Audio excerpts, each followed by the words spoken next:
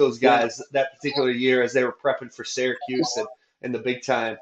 So it's just funny Wow. how that does go around.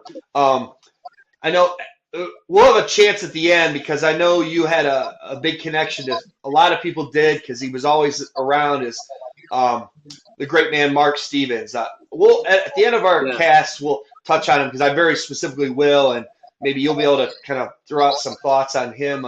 We of course lost him a few years back, but he was a legend of the sport, Elmira man, and kind of Elmira Horsehead Circles, but ref coach and just a I, great guy. And I'm looking forward to that.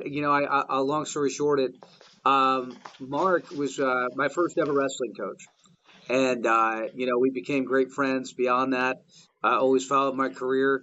Watched us on TV news here locally for many years before he passed, and I think about Mark often, especially when I walk through the Friedman Center. He was a season ticket holder at Cornell for yeah, many years. I've seen Mike, his brother Mike Stevens up there, who yeah, also, also an official and a coach.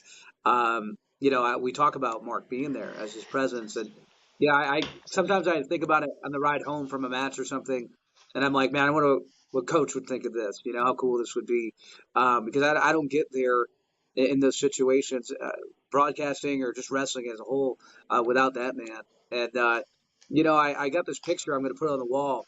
There's a picture that I saved of Mark Stevens and Dave Schultz meeting each other.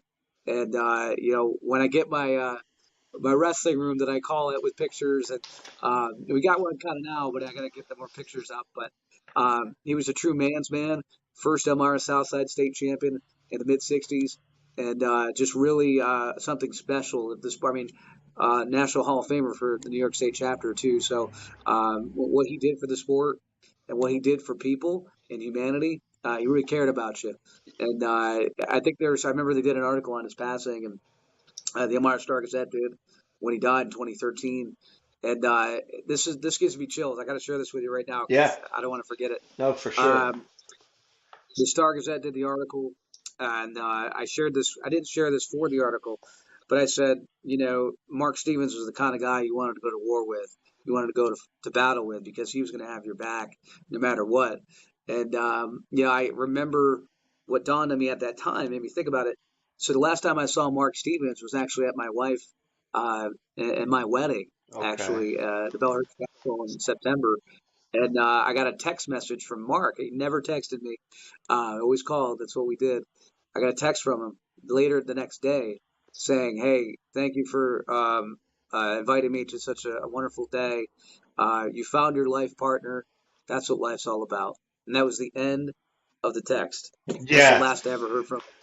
Oh man, I know him. chills.